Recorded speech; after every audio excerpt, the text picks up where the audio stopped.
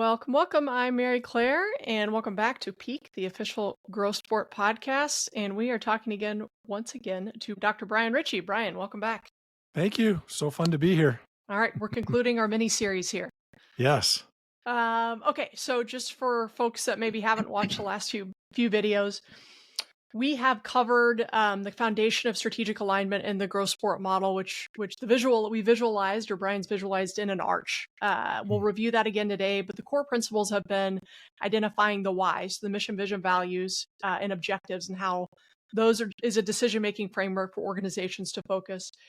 We move to the what. So now that we know where we're headed, what are we actually going to do about it? And we talked about the form of primary goals and strategic goals, those X to Ys by when, or those key gaps to close, to keep us focused, heading toward our vision, and meeting our objectives. And today, we're going to dive into, I think, is the most critical part of this whole thing. We can have lots of conversations, we can make plans, but connecting that strategy to the day-to-day execution, where the rubber meets the road, so to speak, is what we're going to dive into today. So Brian, welcome back, and excited to dive into the how today. Thank you. No, I'm excited as well. Very good. Okay.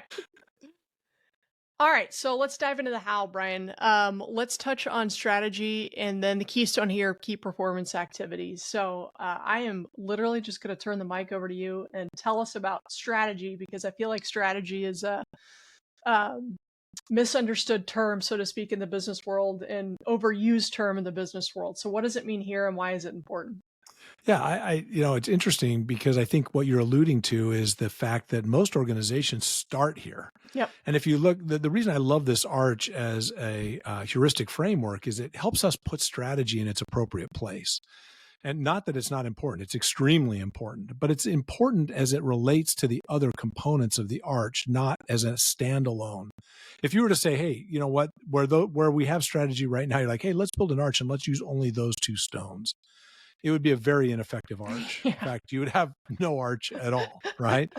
But we do this a lot with organizations. We're like, hey, let's come up with this great strategy. But the strategy is often independent from our day-to-day activities and from our why foundation. And so we're off doing things that they're incongruent. They don't really connect with what it is that we really want to accomplish. So we need to embed strategy into its appropriate place. And if we know why we're doing what we're doing and we know what we're trying to go after, then the strategy becomes a very important interplay of the how between the what and the how, because they both feed back on each other, right? If I know the goals, then the strategy is, how do I achieve those goals? Yeah. And in the process of developing the how, I also helps me refine my what, because I might start down a path and be like, wow, I can't really get where I thought I could go, given the strategy and the what's I was trying to accomplish. Let's make some changes. And so there's a great feedback loop between those two things.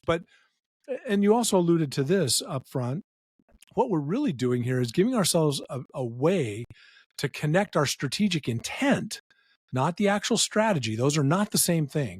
Our strategic intent of what we want to accomplish with the actual strategy as the glue between that and the daily activities. So that strategy is what links what we intended to do with what we actually do every day.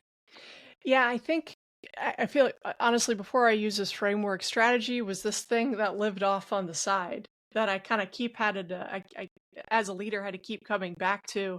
Right. But there was no mechanism for me by which to come back to it, and actually to make either have decisions flow into it or out of it. It was just this amorphous thing over here of how do I differentiate? How do I maintain differentiation? What is my competition doing? It's like like I said, an amorphous kind of cloud over here.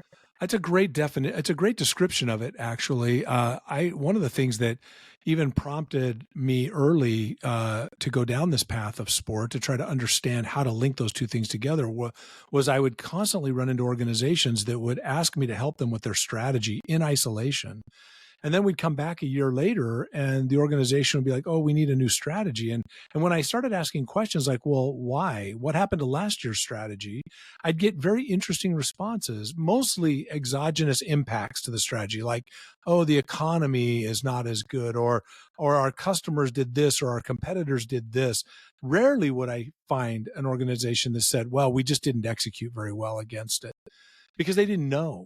right? They just had no way of knowing. And without that, they have no way to evaluate the quality of the strategy. Is the strategy any good or not? We don't know because we don't really know how our execution worked against that strategy.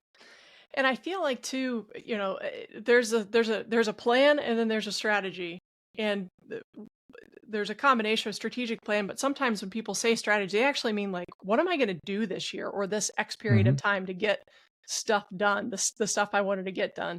So I also think there's a misuse even of how the term is used beyond its role and how it's Yeah. effectively done. So Yeah, and you can go to the roots of the word strategy. Helps us understand what it is. Stratego from the Greek is actually means the vision of the general, and the point here is that there is a vision at the top of the organization of what are we going to do in which areas to yep. make what it is we want to accomplish work. And I can give you a great example from the Roman Empire. It was interesting in their expansion as they were looking out and getting into other areas that there was a group of people who knew that the Romans existed and that they knew they were a threat, but they felt like the mountain range that divided them from the Romans would protect them. And so, from a strategic standpoint, the Romans said, if we could figure out how to get over the mountains, this group that we want to conquer would have no idea that we were going to come. And one of the great accomplishments of the Romans was to get their war elephants over the mountain, which they Huh. did. And that strategy became a very effective means of accomplishing what they wanted to do. Now, maybe they get halfway up the mountain and they're like, this isn't going to work. We can't do this. We got to think of a different strategy. Yeah. Okay, well, that's when the day to day feeds back on the strategy and you have to make some changes. But the fact that they were able to get that done created an advantage competitively. I mean, in the truest sense of the word, when you're talking about war, but allowed them to conquer their enemies in the way that they wanted to, right?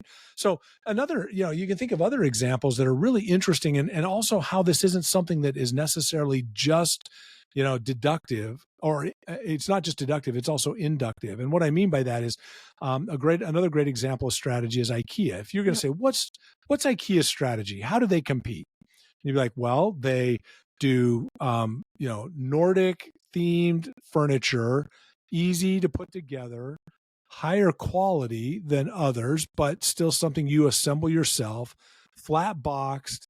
You wander around a store, they sell meatballs. You you get into a big warehouse where you get your stuff and you pay for it. Now, you could imagine somebody sitting in an upper room of this corporate environment or empire saying, oh, these are all the things that we should do. But it's unlikely that that happened in one event, right? Exactly. Yeah. That happened over time. People learned that there was feedback in the system. And, at one point someone said, wow, you know what, if we could flat box this, that would allow us to sell a lot more. We wouldn't have to deliver as much. Yeah. Wow, if we could have high quality furniture, but that they set up themselves, that would allow us to really differentiate from our customers. And Yep. wow, if people could come and get meatballs while they wander around a store, that would be a plus. I mean, there's these things I'm sure came out incrementally as they learned and as they feed back. They create this moat of competitive advantage, but it's something that they learn through the process. So some of it is let's design it, some of it is let's learn it, but let's iterate on it until we figure out exactly what gets us the competitive advantage. Which is why I think the position of strategy in the Arch is so imperative, because it's a great next or transition into the Keystone. Yes. So I'm going to stop talking and let you roll, because it's a great next thought relative to that iteration of learn and adjust and learn and adjust. So tell us about key performance activities and why they're so clutch here. Yeah, I appreciate you bringing this in as the keystone, and we really think it is the thing that holds the Arch up. If you think about most failed strategies, it's because we didn't connect it to our daily activities, our daily execution. And by daily activities, I don't mean our whirlwind to-do list. I mean the strategic activities that really move the needle.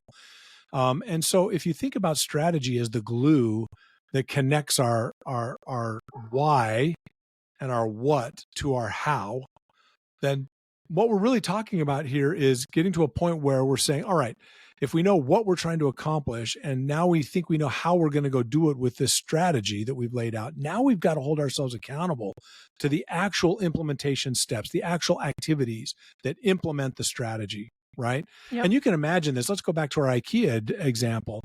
You can imagine someone saying, hey, part of our strategy is going to be flat box, deliverable furniture. Well, there's a lot of things in that. It's like, all right, that means that I've got to take activities to redesign my furniture. I got to take activities to get the new packing materials. Yep. We got to lay out a whole new inventory system. We've got to create warehouses that will stock these things in the appropriate ways. We got to create environments where our customers can actually pull those items out of the warehouse. These are all activities that, if not done, no amount of design around flat box delivery will matter at all.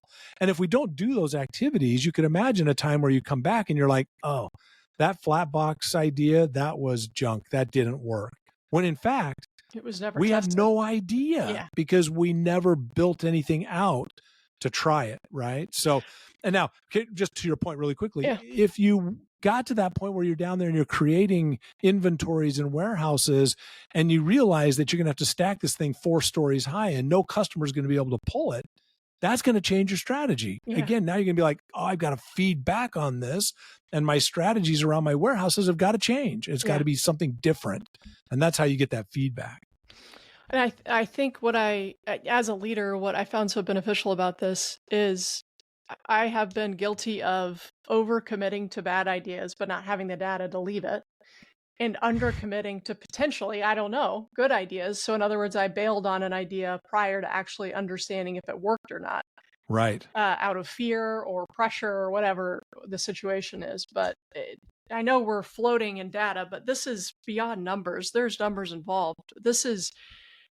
And there's more to the key performance activities, right? There's a process by which to, and we'll get into this, a game review, but those kind of important but non-urgent things, 1 to 3 things I'm going to do every week to take a small bite out of the elephant, to do the things to see, is our strategy working? Yeah.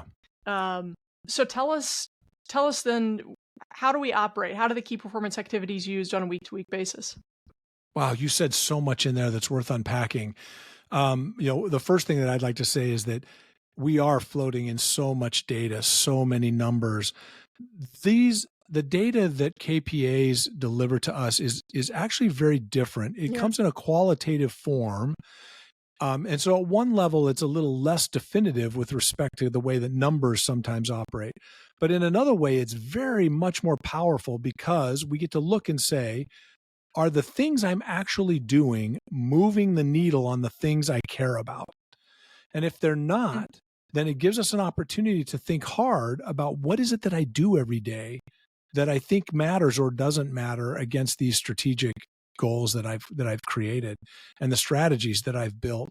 And so, you think about this, if we're really, if we're being thoughtful about this and intentional, the way that we've set up KPAs is that you choose 1 to 5, no more than 5, 1 or 2 at the minimum, of things that you think will really move the needle. It's not a to-do list. It's just something that might be, as you mentioned, not urgent, but very important, that we just need to get done in order to see if our strategy works and our goals move forward. And the cool part about this is that then we can have a weekly accountability session where, think about any good sports team, a game review is what we call it, where you play the game for a week, review the game, see what's working. We have a chance to sit down and say, okay, here's what I did. Did that matter? Was that a good thing to do? Should I keep doing it? Because knowing what to stop doing as well as what to start doing could be equally important, right? Just like you said. And interestingly, rather than, stopping a project because of stress or because of pressure or even fear, I'm stopping it because I really don't feel like what I'm doing is working. And so now I'm going to try something else because I'm getting feedback based on the activities that I'm engaging in. Well, Brian, again, this was another meaningful episode here. I feel like we're giving these strategic insights, tidbits, so to speak, to folks. We're going to come back, though, and continue to dive into the Arch and the sport model overall. We really just touched on the strategic alignment portion of the model. But I want to thank you again for joining us. And any final thoughts before we sign off here? No, I appreciate you having this conversation. I just would say that there's a lot of counterintuitive things in these discussions that if you think about them, you'll really see the power of applying them in maybe ways that you haven't before. Yeah, well said. Well, again, Brian, thanks for joining us. And to all our listeners, hope you enjoyed this next iteration or next video from myself and Brian. Please follow us on Spotify or wherever you get your podcasts. And until then, I hope your drive toward peak performance is successful. Thank you.